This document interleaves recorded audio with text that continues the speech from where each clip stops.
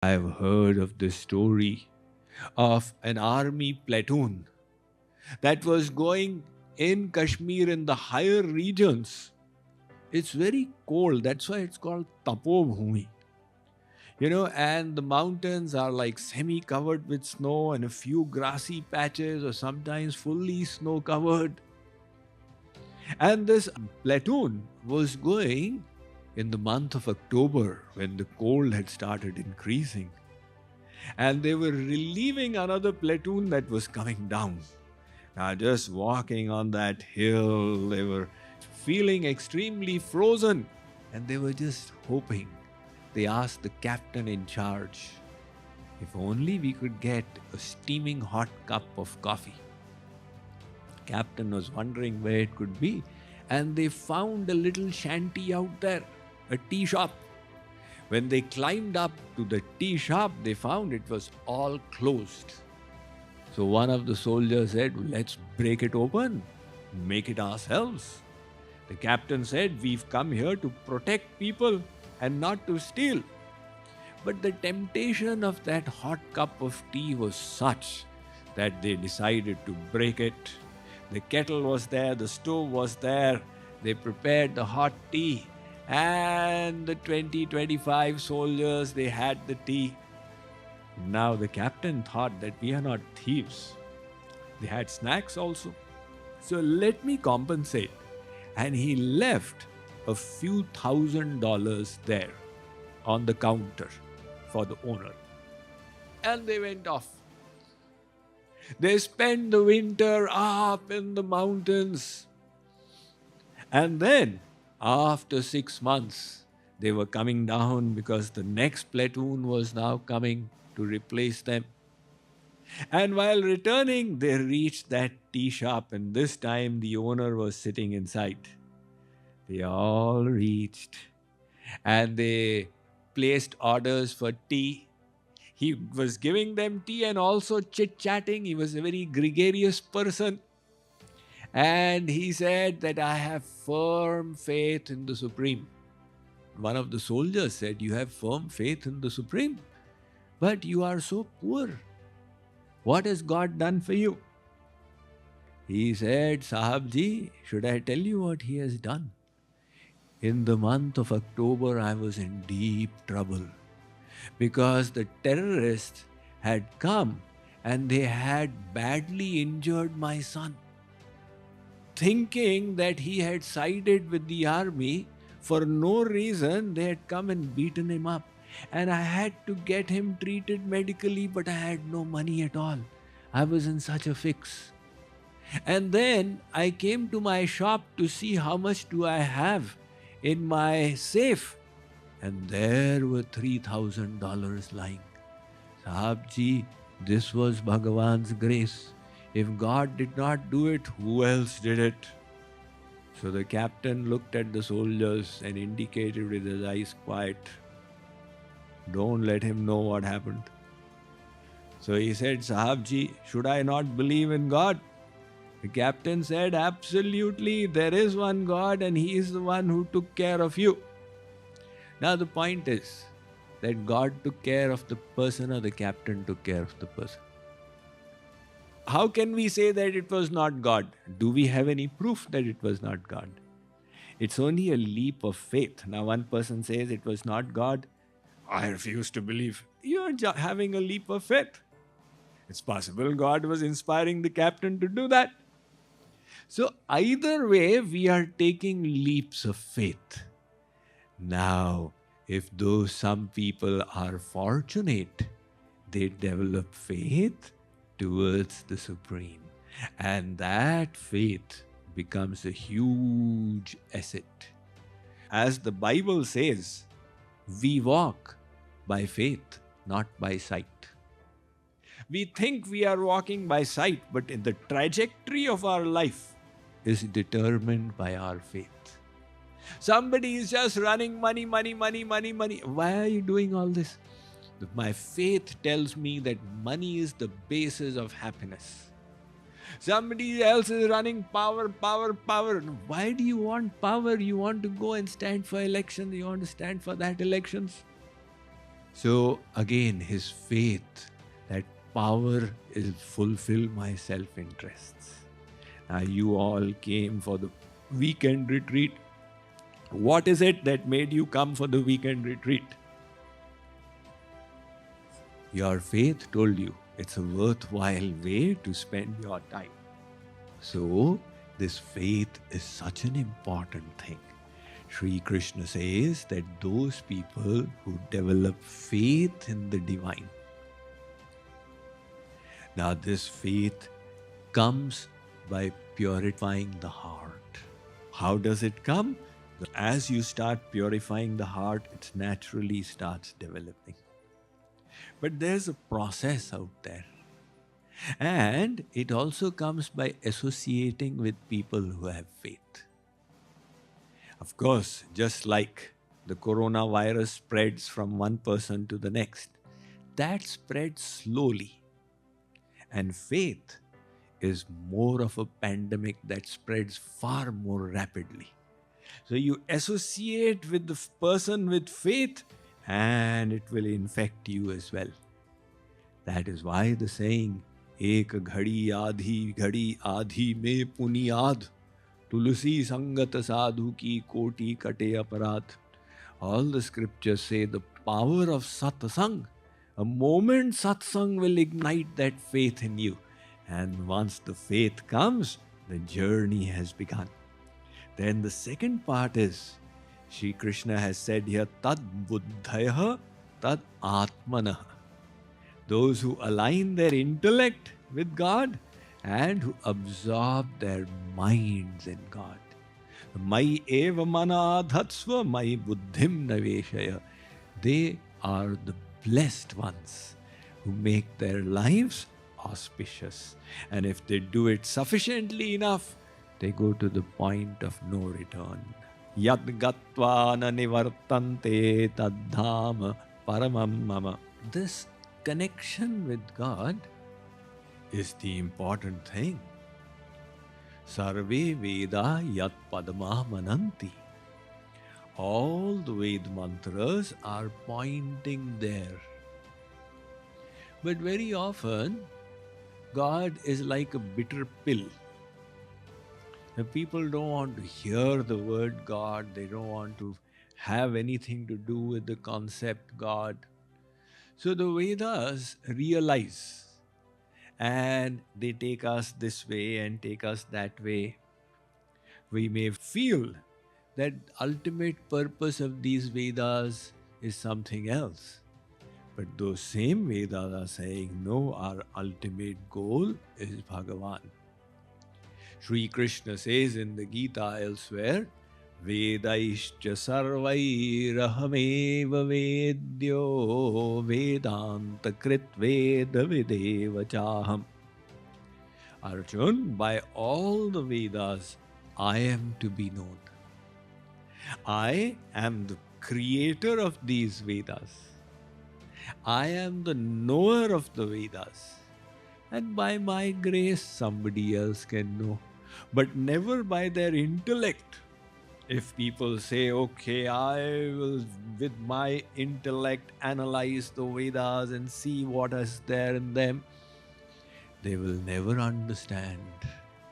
In my travels, I've met so many big PhD scholars, Sanskrit Pandits, but they are unable to grasp simple things like our relationship with the Supreme, etc. So, the knowledge of the Vedas, God has, and it's bestowed by His grace. And He is the object of it all. So Vasudeva para Veda, Vasudeva para Makha, Vasudeva para Yoga, Vasudeva para Kriya, Vasudeva param Jnanam, Vasudeva param Tapa, Vasudeva paro Dharmo, Vasudeva paragati. He is our Gati, Mati and Rati. This term comes in Kripaluji Maharaj's Kirtans. Radha Meri Gati Mati. Gati means my destination, my goal. Mati means intellect. I've tied my intellect to the divine. And Rati, my attachment, is also with the Supreme. So that clarity must be there. Now, if you lose that, then there is no yoga. Just like in one hospital, there was this emergency wards, many of them, and the patient in ward number 13 would die very quickly.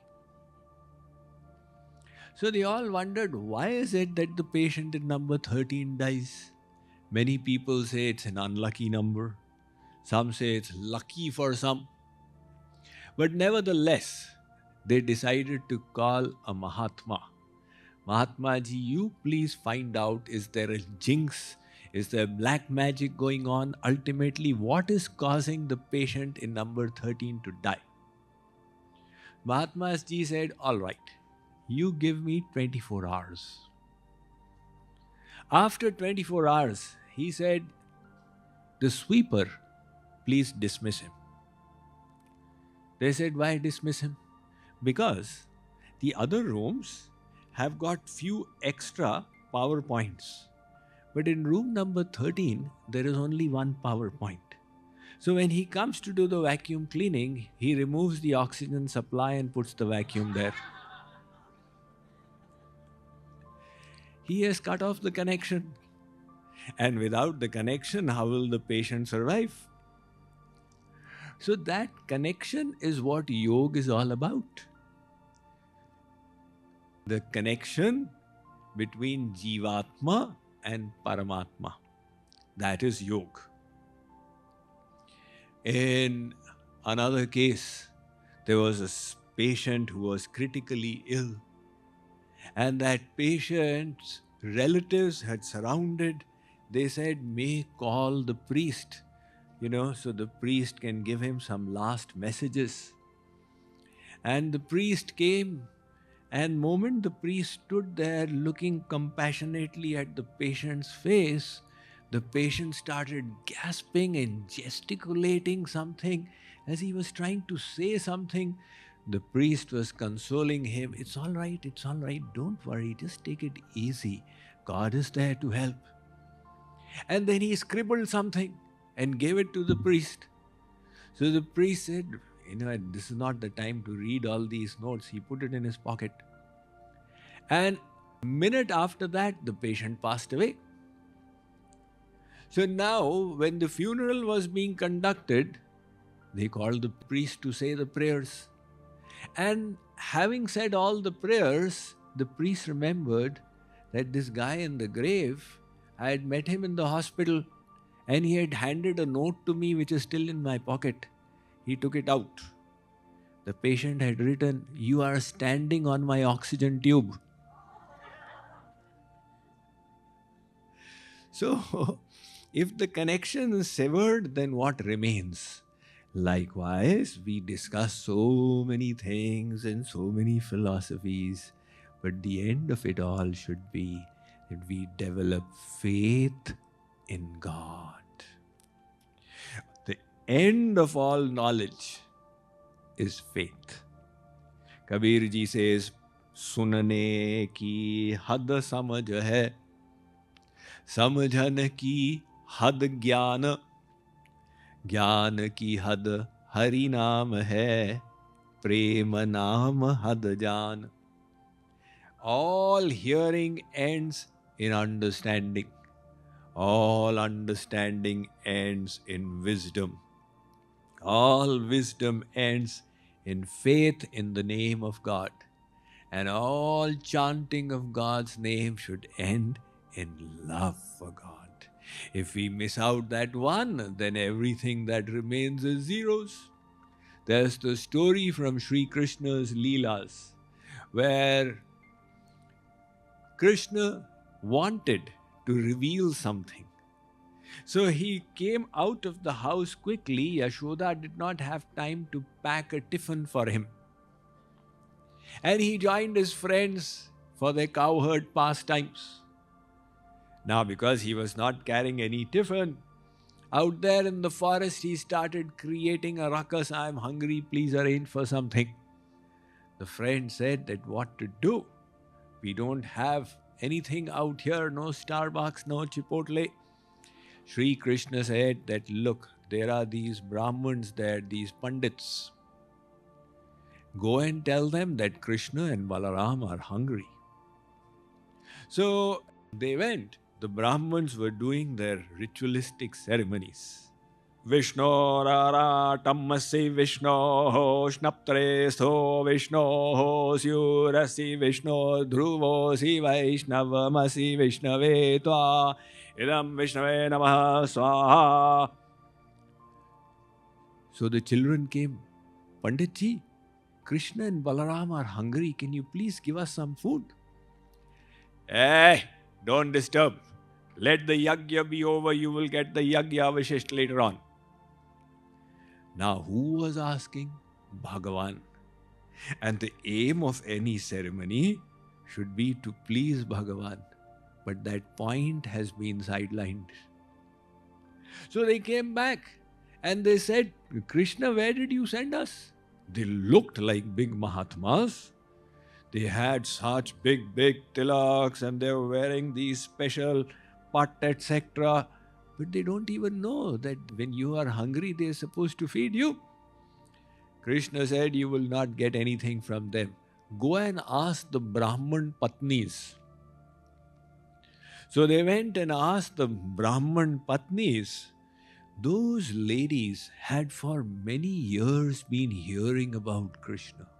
He is even more handsome than Kamdev and he is endowed with such virtues. And they were eager to have his darshan. When the Sakhas came and said that Mataji, Krishna and Balaram are hungry, whatever they were doing, they just dropped it on the spot. Whatever food they could gather, they came to Krishna and fed him to their heart's content. Then Sri Krishna gave special realization by his grace to the Brahmins. And they understood their mistake. So they said, Dhik janmanastra vidvidyam. Fire our birth. Who is saying this? Chaturvedi Brahmins. Trivid vidyam. The knowledge we gathered of the Vedatrai. Fire upon it all. Dhik janmanastra vidvidyam. Dhik vratam. Dhik bahugyatam. Dhik kulam dhik kriyadaksham vimukhaye tvadokshaje. All that fasting that we did, all the japas, all the yagyas, all the ceremonies, they all went waste. Because as a consequence of it, we did not develop rati, attachment at the feet of God. So then they say, Aho vayam dhanyatama, we are blessed. Right now you were cursing yourself, now you say we are blessed. Yesham nastadrishi striya. We got such wives who opened our eyes. So they say, Nasan dvijati sanskaro na nivaso guravapi. Our wives, they are not dvij. You know, the sacred thread. That ceremony is not done for women. So they are not dvij. Na nivaso guravapi, nor did they stay in the Guru's ashram. Na tapo, na atma mimansa, na shaucham, na kriya shubha. Neither did they perform austerities in the Himalayas, nor did they study the Mimansa darshan or do any of the rituals. But they reached where even our angels have not yet reached. And what is that? They have developed attachment for Sri Krishna. So ultimately, that connection is the summum bonum of all our efforts. And here, Sri Krishna is adding that staunch faith which develops. Now somebody says that, this faith is not acceptable to me. I am a man of science. And I will only believe what I can see. That is why I choose not to have faith. But the fact is, the man of science also is making a leap of faith. Because if you say to that man of science that, do you believe there is no God?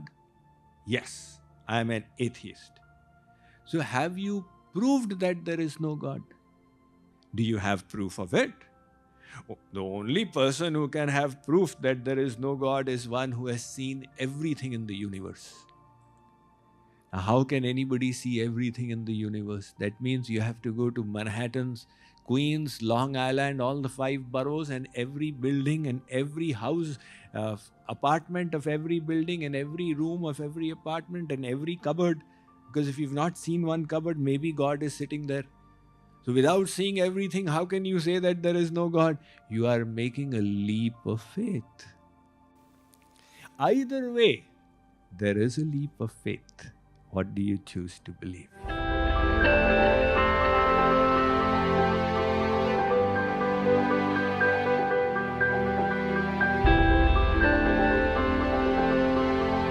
Arjuna Uvacha